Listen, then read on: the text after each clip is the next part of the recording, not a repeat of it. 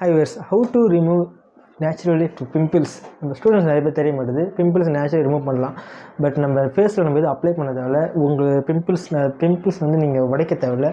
அது ரிமூவ் பண்ணுறது உங்களோட ஈஸியான ஸ்டெப்ஸ் 4-5 இருக்குது. பட் நான் ஒரு 3 சொல்கிற மெயின் ஸ்டெப்ஸ் இது வந்து நேச்சுரல் எல்லாருக்கும் தெரிஞ்ச விஷயம். பட் நம்ம தெரியாத விஷயத்தை நம்ம போகலாம். ஒரு சின்ன விஷயம் ஃபஸ்ட் நம்ம பண்ணணும். ஓகே, நம்ம ஃபஸ்ட் பாயிண்டில் போயிடலாம். எடுத்தோடனே நீங்கள் ஃபேஸ் வாஷ் பண்ணுறீங்களா, ஓகேவா, ஒரு சோப் யூஸ் பண்ணுறீங்களா, அதை கண்டினியூ அதே யூஸ் பண்ணுங்கள். ஒரு க்ரீம் யூஸ் பண்ணி கண்டினியூ யூஸ் பண்ணுங்கள். இது ஒரு எஃபர்ட்ஸ் கொண்டு வரும். பட் பிம்பிள்ஸ் ரிமூவ் பண்ணாது. இதான் நான் சொல்ல வந்து எஃபர்ட்ஸ் நிறைய எடுத்துகிட்டு வரும். பட் பிம்பிள்ஸ் ரிமூவ் பண்ணாது.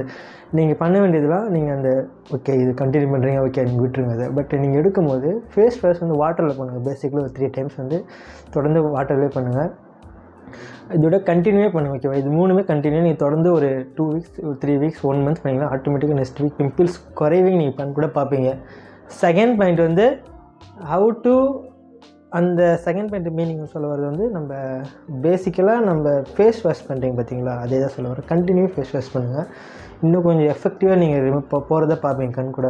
ஃபேஸ் வாஷ் வந்து உங்களுக்கு கொஞ்சம் எஃபெக்டிவாக இன்னும் கொஞ்சம் க்ளீன்னஸாக தெரியும். நீங்கள் ஃபேஸ் வாஷ் பண்ண நீங்கள் புரிஞ்சுப்பீங்க. இந்த ஃபேஸ் வாஷ் வந்து ஒரு சிம்பிளாக முடிச்சிட முடியாது. வாட்டர் நம்ம ஃபேஸில் படப்ப நேச்சுரல் வாட்டர் படப்பட உங்களுக்கு அந்த ரிசல்ட் கண் கூட பார்ப்பீங்க. அடுத்து இந்த முக்கியமான பாயிண்ட் யாருக்குமே தெரிய முடியாது.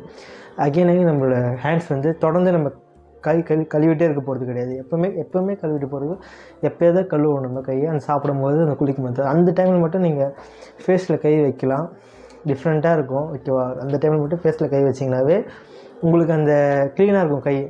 இல்லாமல் நீங்கள் நார்மலாக எப்போவுமே ஃபேஸில் போட்டு ரப் பண்ணிட்டே இருந்தீங்கன்னா நிறைய பிரச்சனை கண் கூட பார்ப்பீங்க. ஃபேஸில் வந்து சும்மா போட்டு ரப்லாம் பண்ணக்கூடாது. நம்ம ஃபேஸ் வந்து ரொம்ப ரொம்ப சாஃப்டானது.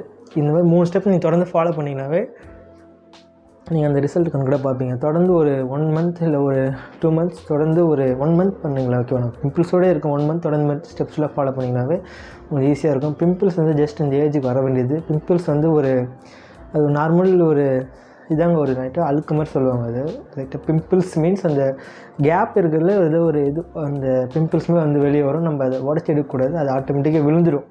அதுக்காக வெளியே வருது. நம்ம அழுக்க உள்ளே இருக்கிறது அந்த பிளாக்காக இருக்கிறதுனால இதை நீங்கள் உடச்சி அப்படியே கஷ்டப்பட தேவையில்ல. ஜஸ்ட் இதான் பிம்பிள்ஸ்னாவே இவ்வளோ தான். நம்ம வாஷ் பண்ணுற போது நல்லா வாஷ் பண்ணணும். இதுதான் பேசிக் கான்செப்ட். பிம்பிள்ஸோட பேசிக் கான்செப்ட் இதுதான்.